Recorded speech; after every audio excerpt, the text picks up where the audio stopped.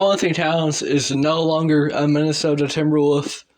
And this is just a huge trade because I thought Cat was ultimately going to be kind of a lifer. It came out that he never requested a trade during his whole tenure for the Minnesota Timberwolves. And there were times that, you couldn't blame him for it because the Timberwolves as an organization have typically just not had the best history and have kind of made a mess out of their rosters at times. There was a Jimmy Butler situation back in 2018, and Cat's stuck with them ever since 2015.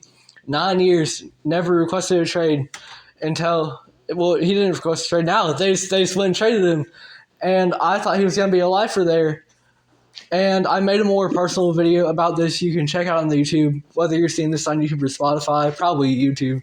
Spotify doesn't have the best algorithms, but this one, I just kind of want to focus more on the basketball side of it, and that is the fact that I don't think Julius Randle is as good a fit for what this team wants to do as Cat was, because Julius Randle, he's a bit more of a ball stopper than Cat was. Cat can space the floor better. Randle's not a bad shooter for a big, but in terms of what Cat brought to the table, it's going to be really hard to replace. And Julius Randle versus Gobert, that's a lot less spacing than Cat and Gobert.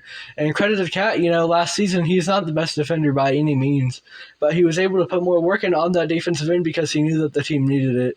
And they ended up making the Western Conference Finals. And Julius Randle's maybe a bigger playoff shopper than Cat is. You look at the statistics. So I don't like the move for the Minnesota. Actually, I don't like the straight-up big man swap between Cat and Julius Randle. I understand Randle's making like half the money, but in terms of on-the-court play, how about you just give in, pay the extra money, and keep Cat on the team? But I do like the addition of Donte Divencenzo. I think he's a really, really good player. He was great for the Knicks last year. I'm sure they're sad to lose him. Now they don't have that full Nova Knicks team, It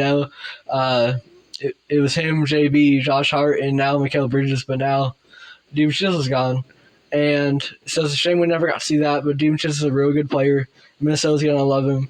And for the Knicks side, Mitchell Robinson was going to be out until, I believe, January. So they really needed a big, and they went out and got one.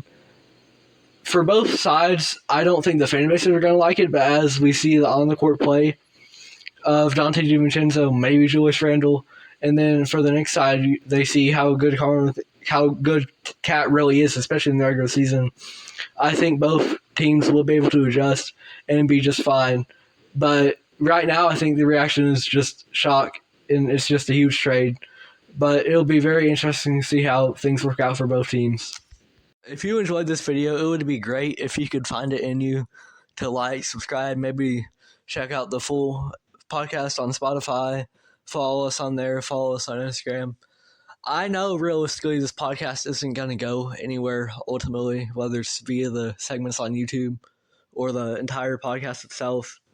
But I want to get into the sports broadcasting business. I want to be able to promote thought-provoking discussions about the NBA, and I would love to do it via State of the Association. Thank you if you made it all the way through.